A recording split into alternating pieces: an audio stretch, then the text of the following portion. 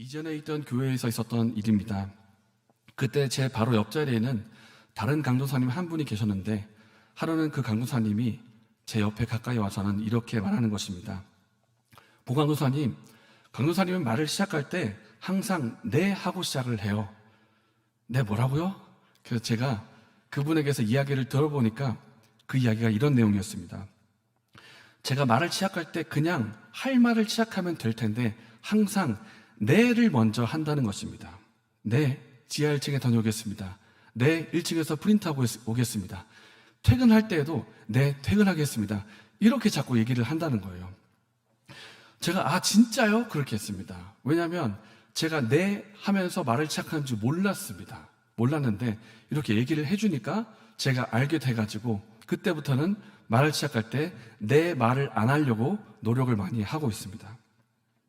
우리는 스스로 생각하기를 나는 나를 잘 안다 이렇게 여기지만은 때로는 내가 나를 볼 때 모르는 모습이 있고 또 다른 사람이 나를 볼 때 더 정확하게 보는 그런 모습이 있습니다.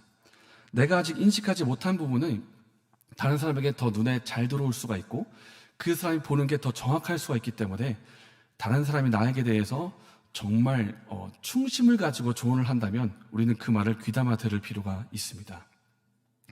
하지만 다른 사람이 나의 모든 것, 내 삶의 전부를 다 관찰할 수는 없기 때문에 다른 사람이 해주는 그 조언도 한계가 있습니다. 그러면 예수님께서 우리에게 하시는 말씀, 그 말씀은 어떨까요? 하나님은 우리를 만드신 분이시고 우리의 마음 중심까지도 다 보고 계시는 분이시기 때문에 하나님께서, 예수님께서 우리에게 하시는 그 말씀은 틀림이 없이 정확할 것입니다. 오늘 본문의 1절 말씀을 보면 예수님을 어떤 분이라고 말하냐면 7 금 촛대 사이를 거니시는 분이시다 이렇게 표현을 하고 있습니다. 촛대 사이를 거니신다는 것은 예수님께서 교회 가운데를 거니시면서 그 교회의 형편과 상황에 관심을 두고 지켜보신다 그런 뜻입니다. 지금 우리 눈에는 예수님이 육안으로 보이지 않기 때문에 우리는 때로 오해할 때가 있습니다. 예수님이 내 삶에 별로 관심 없으신가 보다. 예수님이 우리 교회에 별로 관심 없으신가 보다. 이렇게 생각할 수 있지만 그렇지 않습니다. 예수님은 교회를 바라보실 때 신랑이 신부를 사랑하고 관심 두는 것처럼 지극히 사랑하시고 불꽃 같은 눈동자로 우리를 지켜보고 계십니다. 그리고 우리를 평가하십니다. 그렇다면 예수님이 우리 갈매교회를 평가하신다면 어떤 평을 내리실 것 같습니까? 예수님이 우리와 함께 하시면서 우리의 모습, 우리의 행동, 그리고 행동을 하는 그 마음의 동기까지 다 보고 계십니다. 우리가 어떤 사역을 하고 있는지, 어떤 부분은 잘하고 있는지, 어떤 부분은 부족한지 예수님은 보고 계십니다. 오늘 본문에 예수님께서 사도 요한을 통해 에베소 교회에 편지를 보내신 것도 에베소 교회의 모든 사정을 다 알고 계시기 때문입니다. 예수님은 에베소 교회의 모든 형편을 다 알고 계시기 때문에 어떤 것은 칭찬하시고 어떤 부분은 부족하다고 말씀하시는 것입니다. 본문에 나오는 에베소 교회, 어떤 교회였을까요? 한마디로 말하면 보통 수준을 넘는 대단한 교회였습니다. 함께 2절과 3절의 말씀을 읽겠습니다. 내가 내 행위와 수고와 내 인내를 알고 또 악한 자들을 용납하지 아니한 것과 자칭 사도로 하되 아닌 자들을 시험하여 그의 거짓된 것을 내가 드러낸 것과 또 내가 참고 내 이름을 위하여 견디고 게으르지 아니한 것을 아노라. 방금 2절과 3절의 말씀을 보면 에베소 교회는 믿음을 지키기 위해서 행동하고 수고하고 인내하는 교회였습니다. 그리고 악한 자들을 용납하지 않는, 분별할 수 있는 교회였고 자칭 사도라는 그들의 거짓말을 분별할 수 있는 분별력이 있는 교회였습니다. 2절과 3절의 말씀의 표현이, 이 표현만 보아도 이 요한계시록에 나오고 있는 에베소 교회가 얼마나 대단한 교회인가 우리는 알 수가 있습니다. 당시 교회가 있던 에베소 도시에 특징이, 별명이 하나가 있었는데 그것은 신전의 지킴이, 신전직이라는 별명이 그 에베소 도시에 있었습니다. 여기서 신전 지킴이, 신전직이라는 이 신전은 우리가 하나님 예배드리는 이 하나님의 성전을 말하는 것이 아니라 우상의 신전을 말하고 있습니다.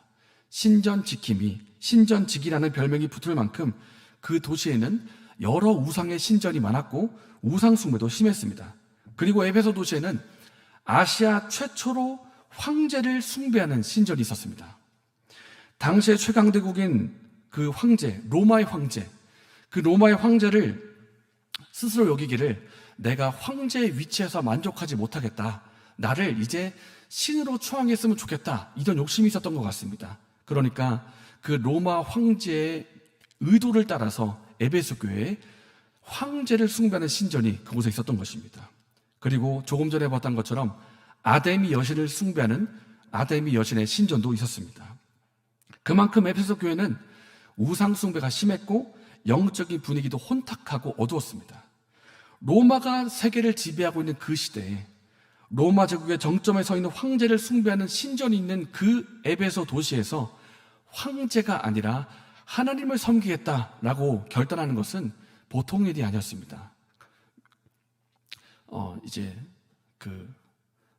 갑자기 단어가 생각나는데 고난을 각오해야 하는 그런 일이었습니다. 또 마찬가지입니다. 에베소 도시, 에베소에 아데미 신전이 있었고 수많은 우상 숭배를 하는 그런 신전이 있던 그곳에서 우리가 우상이 아니라 하나님 한 분만을 섬기겠습니다. 이렇게 고백하고 결단하는 것은 또 보통 일이 아니었습니다. 사회생활이나 생업을 하는 데 있어서 손해를 감수해야 되는 일이었고 각오해야 하는 일이었습니다. 그러니까 에베소 교회 성도들은 이런 고통, 고난, 이런 사회적인 부족 그리고 손해 이것을 감수했다는 것입니다. 뿐만 아닙니다. 에베소 교회는 내부적인 공격도 많이 받았는데 에베소 교회를 세웠던 바울이 일찍이 사도행전에서 이런 말을 한 적이 있습니다. 20장 말씀에 내가 떠난 후에 사나운 이리가 여러분에게 들어와서 그 양떼를 아끼지 아니하며 또한 여러분 중에서도 제자들을 끌어 자기를 따르게 하려고 어그러진 말을 하는 사람들이 일어날 줄을 내가 아노라.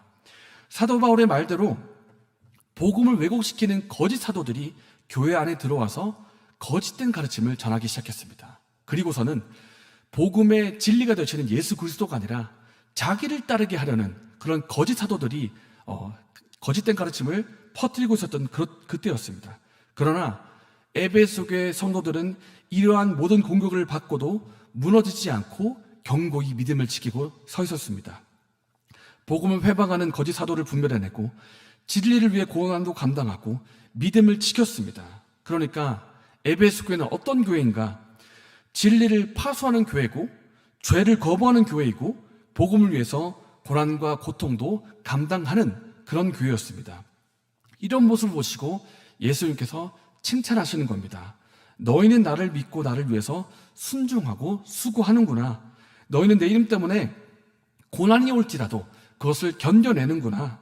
너희는 진리를 지키고 악과 거짓을 용납하지 않는 진리를 지키는 교회이구나 라고 하나님께서 칭찬하시는 것입니다. 오늘 예수님께서 우리 교회를 보시면 어떤 칭찬을 하시겠습니까? 우리 교회는 1992년 세워진 이래로 만 30년, 이제 31년째가 다가오고 있는데 그동안 믿음을 잘 지켜온 갈매 교회입니다. 이단의 공격이 흔들리지도 않았고 카자흐스탄을 비롯한 여러 선교 지역에서 선교 후원금을 감당해왔고 지금도 하고 있으며 또 도움이 필요한 여러 교회에게 후원을 보내고 있는 그런 교회입니다. 지금까지 우리 교회가 믿음을 지켜온 곳, 국내와 해외에서 복음 사역과 선교 사역을 후원하고 감당해왔던 것, 도움이 필요한 지체와 이웃에게 도움의 손길을 보내고 있는 이 모습에 대해서 하나님께서 보시고 칭찬하실 것입니다. 이런 좋은 모습은 우리 교회가 계속해서 간직해야 합니다. 복음의 진리를 잘 지키고 이단과 거짓을 허용하지 않는 분별력이 있는 교회, 예수님을 위해서 수고하고 헌신하는 교회, 예수님 때문에 고난이 올지라도 그것을 감당하고 견디는 교회, 우리 교회는 하나님이 주신 이 진리를 잘 깨닫고 잘 믿고 잘 행동하는 그런 교회가 되어야 하겠습니다. 예수님이 우리 갈매교회를 보실 때 그리고 우리 개개인을 보실 때 너는 복음을 믿고 잘 따르고 있구나. 너는 진리를 믿고 있고 복음을 위해서 헌신하는구나. 이런 칭찬을 받는 우리가 되면 좋겠습니다. 에베소 교회와 같이 예수님으로부터 칭찬받는 그런 저와 여러분 되시기를 바랍니다. 이렇게 예수님께서는 교회의 형편을 살펴보시면서 잘한 것을 칭찬하셨습니다. 하지만 칭찬만 하신 것은 아니었습니다. 오늘 본문을 보면 예수님께서 에베소 교회의 부족한 부분을 보셨고 그것을 책망하셨는데요. 다 함께 4절과 5절의 말씀을 읽어보겠습니다. 그러나 너를 책망할 것이 있나니 너의 처음 사랑을 버렸느니라. 그러므로 어디서 떨어졌는지를 생각하고 회개하여 처음 행위를 가지라. 만일 그리하지 아니하고 회개하지 아니하면 내가 내게 가서 내 촛대를 그 자리에서 옮기리라. 예수님께서는 에베소 교회를 보시면서 잘하는 것을 칭찬하셨지만은 그들의 문제는 지적하셨습니다. 그런데 우리가 오늘 본문에서 주목해서 볼 것은 에베소 교회에 사랑이 없다고 하는 이 문제에 대해서 매우 엄중하게 경고를 하셨다는 것입니다. 5절 말씀 뒷부분을 한번 보십시오. 만일 그리하지 아니하고 회개하지 아니하면 내가 내게 가서 내 촛대를 그 자리에서 옮기리라. 여러분, 촛대를 옮기겠다는 뜻이 무슨 뜻일까요? 캄캄한 어두움에 양초를 켜면 그것은 환하게 밝아집니다.